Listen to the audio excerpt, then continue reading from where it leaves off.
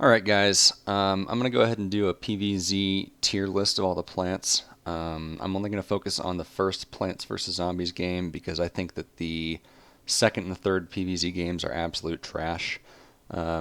So this is sparked by me watching a recent video that came out actually yesterday, and I watched it, and it was another tier listing of PvZ, and I disagreed quite a bit with the contents of that and those decisions.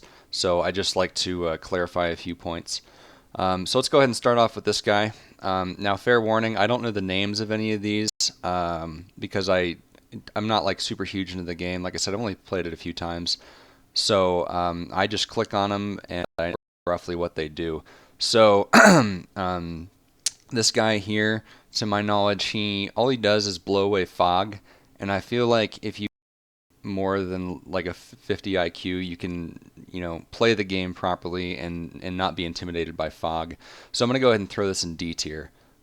This is not a very good use of your money. It's a one-time use, so it's really not a great use of sun there. This is the cabbage pult. Um, I think that for roof levels only, this is a pretty decent little guy here. It's akin to just the pea shooter. Where's that guy? I can't even see the pea shooter. Where's he at? This guy right here. It's kind of akin to that for the roof levels, but literally useless for everything else. When I unlock the corn guy down there, that's typically what I'm using. So I'm gonna throw this in C only because it is necessary just for like the first one or two roof levels, but beyond that, it's just trash. Next, we got the cactus spike shooter guy. He's pretty cool. I like him for the popping of the balloon zombies that tend to float over, but there's much better ways to mitigate those, in my opinion. I'm going to go throw ahead and maybe like D tier. It's like, I would say beginning D tier. It's just useless. There's a lot of things that do that job better. Here we have the cattail shooter guy. This is one that the other video that I watched recently, the gentleman there loved this plant. I've not found a ton of use for it. I try to shy away from water exclusive ones. I tend to like the land ones a little bit more, and I try to compensate my strategy, and I base it around the land ones, even in the water. I'm typically using a lot of these lily pads. So, value, for the money and the damage and kind of what it does, I'd say that it's B tier, maybe. It's kind of tough. I would say maybe beginning C, middle of B, something like that. Moving on to the cherry bomb here. I use ones. I think that it's a waste of good sun. But this one, I don't know. You could make an argument that it's a pretty decent one. I'm gonna go ahead and throw this in C just because I really hate wasting money that's not going to benefit me in the long run. I'm a more of an investment type of guy, so in terms of investment, that is pretty terrible unless you're talking about the gargantuan guys at the end. But even then, there's much better things, one-time use ones. So we'll get to those a little bit later.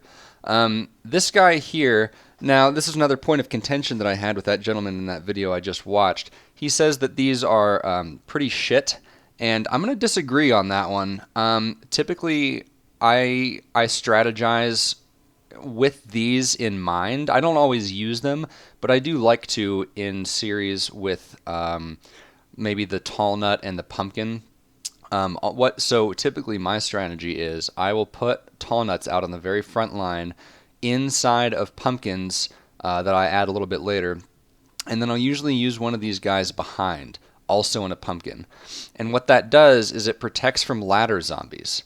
And you can even get, if you're really into those later roof levels, you can get two of these guys pushed way the heck out there in those farther columns, and you can really set up a pretty great defense there. So I'm gonna throw this in A tier. It's not like a game changer, right? It's not incredible. It's no stump log and the double pea shooter combo. I guess, cheeky little hint there. That's my strat for the game. But it is pretty formidable. If you play your cards right, you can do some pretty good damage with this. This corn cob launcher thing, I think, is absolute dog shit. I never use it. I think it takes up too much real estate, and typically you have these guys near the beginning of the game. So when you do evolve it to the cob launcher, you're placing these guys pretty far back, pretty close to home. And so when you upgrade and it takes those two, screwing yourself over. So I'm going to go ahead and put this in D tier. I've literally used that once just to try it out, and then nothing beyond that. So moving on to this little caffeine bean sort of thing. I like the night plants for the night levels. I like the day plants for the day levels. I don't really, intermingle back and forth. I have two distinct strategies. And so this for me does absolutely nothing. I'm going to put it in D tier because it just doesn't do a lot for me. The Doom Shroom, I think that's what it's called. Pretty cool, but it is a one-time use, and it does have a cooldown for placing things on that tile again in the game. So not a huge fan of this in my opinion. I'm going to put this probably there in D tier, just for those reasons.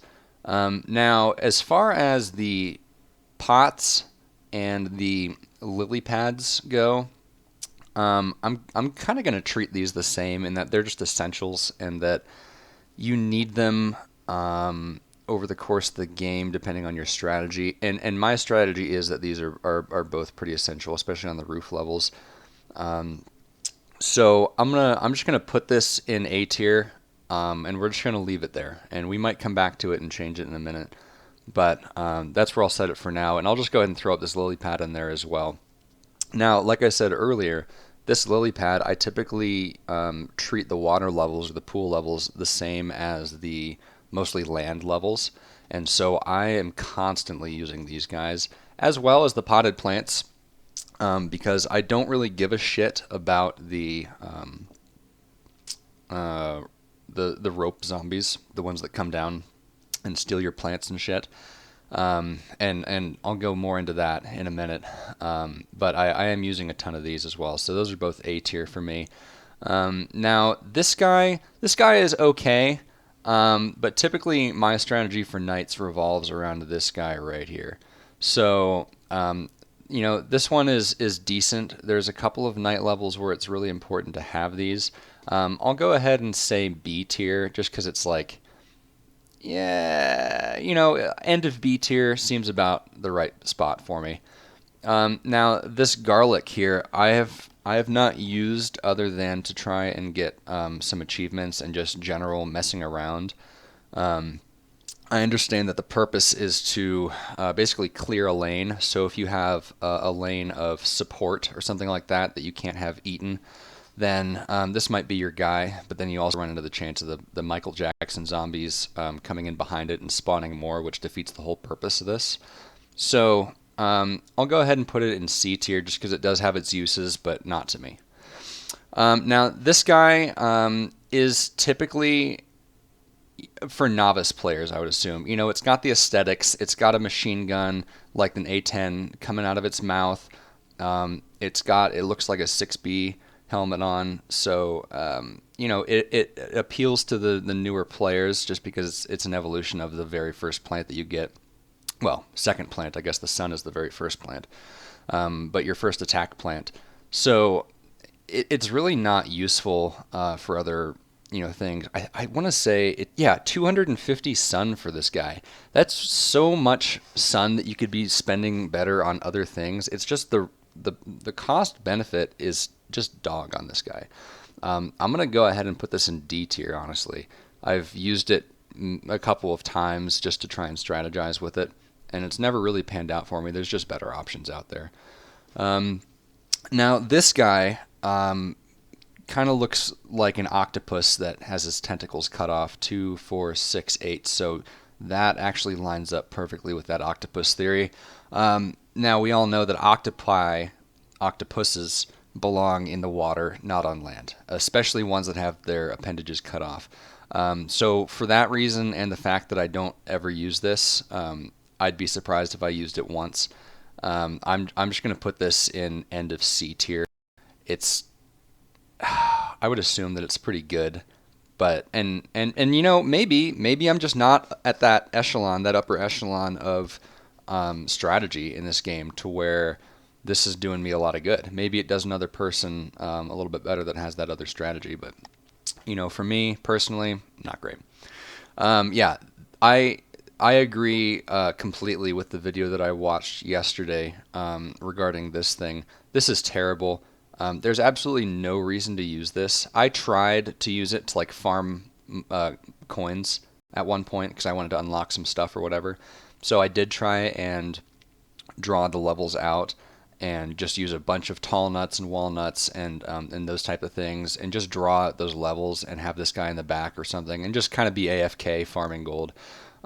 Unfortunately, what that ends up doing is it stalls and eventually they just stop sending zombies. It'll wait until that last zombie is eaten before the next wave.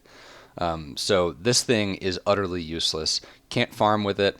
If you're too lazy to tap the screen, then you probably shouldn't be playing Plants vs. Zombies. So this is going to go end of D tier. This is probably the worst plant out there. The Grave Muncher, Muff Muncher, if you will. This thing is pretty dang lit on night levels. This is a necessity for me. I very much like the Grave Muncher. It gives you the coins. It clears your path and all that. I like it, and then all the mini games as well that you can play. Just super unique, super niche little plant there for a very specific job, and I very much like this. So this is going to go in A tier, right behind the purple mouth plant. This shroom guy, it's all right. For what it does, it's pretty good. This is the guy where you can basically turn the zombie into a zombie of your own, and it'll go and fight whoever. On 19s, I filter between this and maybe man, it's hard to say. I filter between this guy and maybe the difference between a tall nut and a walnut. If I already have the tall nut slated to go in, I might, depending on the level, choose between one of these guys or a pumpkin or something. So it's pretty good, but you do have to time it correctly. I'm going to call it B tier because there is some skill involved. It does have a use, but it's not like super imperative. This guy is, he kind of looks like a frozen character here to indicate that he is of freezing ability, as are these other two in the diagonal here. Not a huge fan of it. Used it a few times. Not great for me. I'm going to put this in C tier, probably beginning C tier. This mime guy, the imposter, I'm going to tell you why I hate this thing. And it's important that you understand that I hate French people before I go into it, but I've kind of hinted at why. This thing makes me want to vomit every time I look at it. Right? It's black and white. It doesn't go with any of the other aesthetics. At least this, elo of the spike strip, whatever you want to call it. At least that looks cool, right? It's got spikes coming out. If it's going to be black and white or gray or whatever you want to call it, make it look cool. But this noir type, fucking just it's alluding to French or French people, and I just think that that's such a disgusting thing to do in this day and age. Don't even care about what you use it for. I've never used this thing at all. I've seen it, and I'm like, why would anyone ever click on that at all? So this is going to go in back of D tier, even behind the gold magnet there, just because, come on, right? So moving on to the chili pepper. I love the chili pepper. One of the harder bosses or specials in the game, I guess you could call it, is the Jamaican bobsled zombies. or the Zamboni zombies. Both of those utilize the on the ground, which inhibits planting of bombs farther down, but also, it completely paves over your zombies. So if I don't have a choice, and this is kind of like a last ditch effort, I will use this guy. It's also great against the gargantuan zombies. So this is, a pretty special one to me because it's such a niche little guy. There's nothing that else can really compare to it. You could kind of say that the cherry bombs would, but it's so localized and it does such, for lack of a better word, a local amount of damage. You're not getting an entire row. You could put one of these down and still have ice left on the field. Like, who the fuck wants that? Okay. Pea shooter zombie. Or, sorry. Excuse me. Pea shooter plant. Jesus Christ. This guy, very basic. Second plant you ever get in the game. Very good for early round, early game stuff. Not much going on for later round stuff. Sometimes I might strategize and I might put a couple of these down to be later replaced by one of the double pea shooters or the frozen peas or something like that. But typically, I won't use these guys. Pretty mid. I'll put it end of B tier probably because it's a good one. But later in the game, there's so many other better options. Okay, so this is one of my favorites here. This is the corn launcher zombie. Oh my gosh, plant. If I do that again, I'm killing myself. So we got the corn launcher plant, and this thing is lit because it's an RNG whether you get the cob, like the kernel, whatever you call it, or a stick of butter. And the butter, especially if you land it on one of those gargantuans and you stop it in its tracks, dude, this thing is ridiculous. It has great damage, first of all, but second of all, just like stopping a zombie in its tracks with the butter, for it seems to me, and I haven't researched this whatsoever, this isn't like a scripted video at all, as you can probably tell. It seems to me like it stops the zombies longer than using the frozen pea shooter as well. So this is pretty high for me. I'm going to go ahead and throw this in S tier, even in front of that one. Okay, we've reached a pretty contentious plant, in my opinion. It really depends on your strategy, whether or not you're going to employ this magnet guy right here. Now, if you're wanting to put this towards the front lines, maybe behind a tall nut or a walnut, or maybe put it in a pumpkin, and you want that to immediately suck off the armor or whatever of the encroaching zombies, that's a fine strategy. There's absolutely nothing wrong with it. It's just not my strategy. So I never use this guy. It's kind of up there with like the cattail for me. It's okay, but it's really not something that I use personally, but maybe it's good for you. So if you can strategize and you can find your own use for it, then by all means give it a shot. I'd love to see some of the things that you guys are going to come up with that.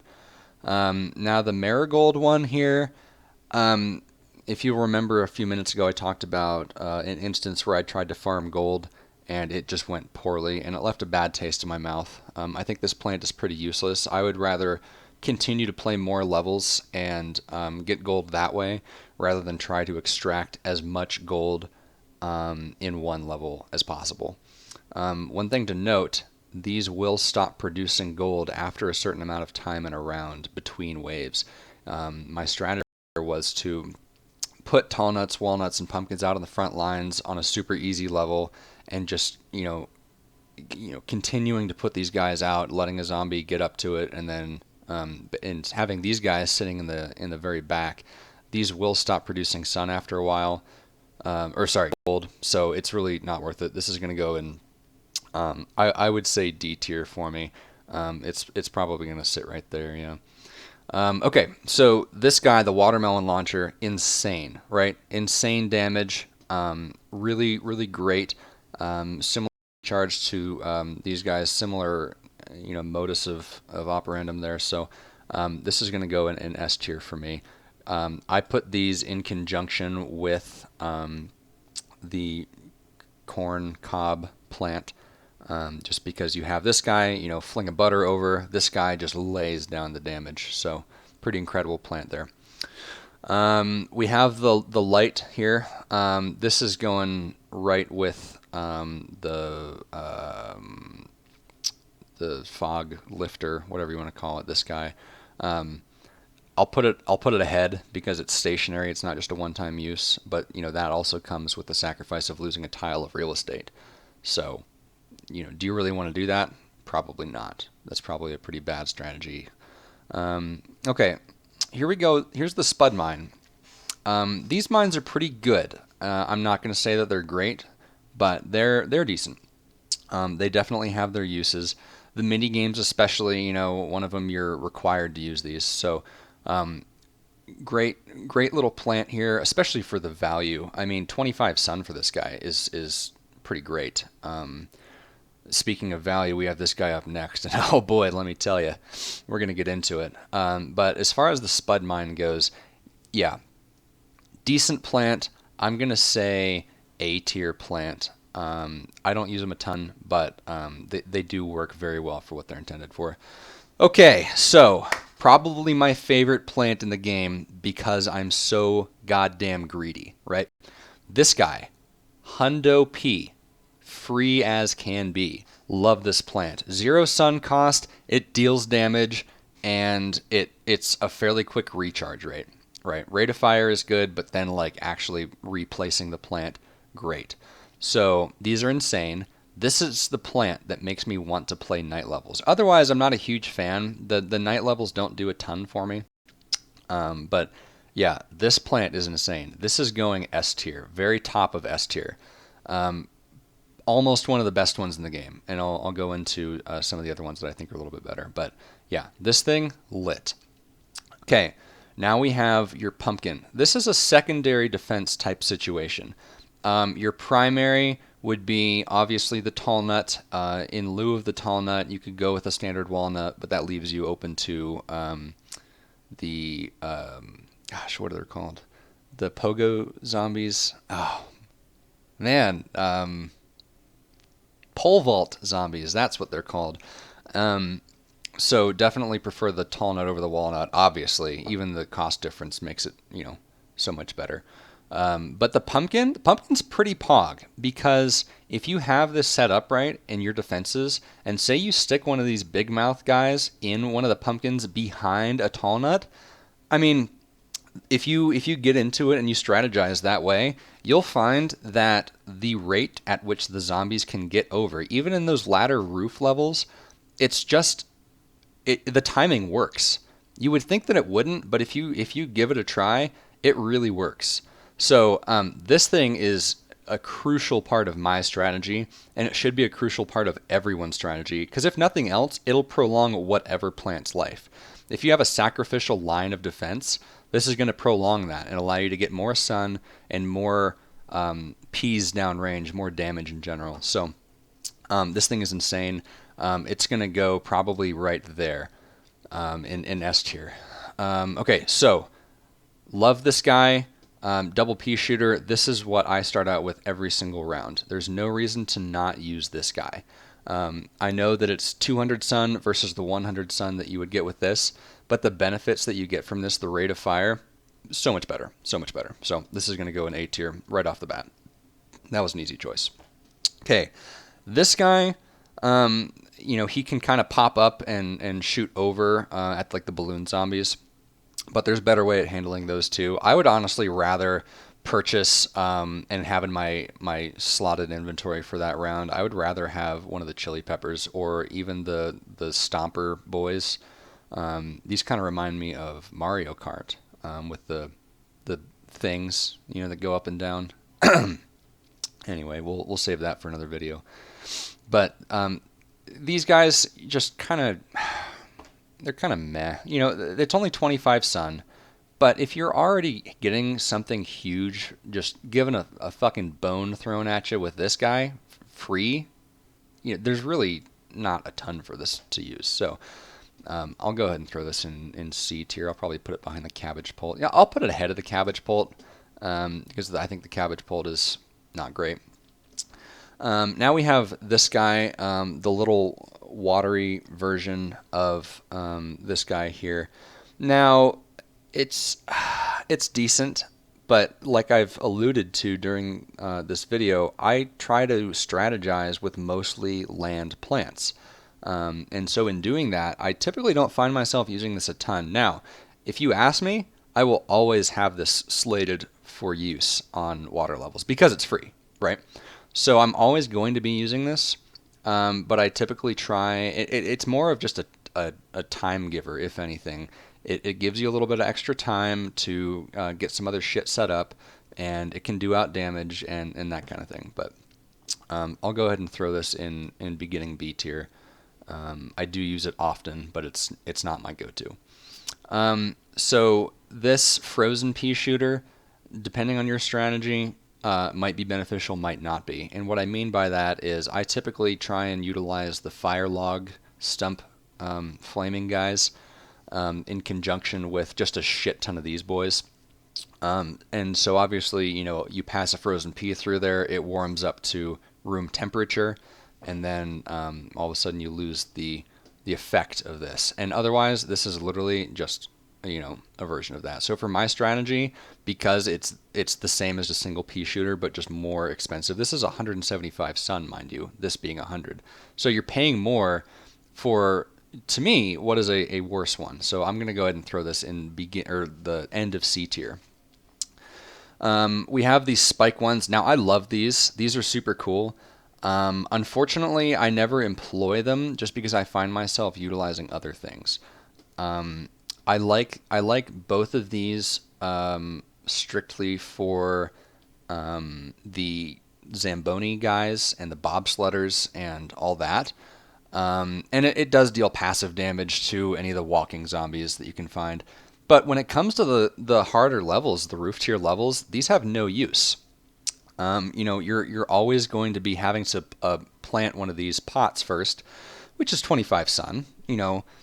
So you're having to make exceptions, and you're having to change your strategy just to employ these guys. So are they great?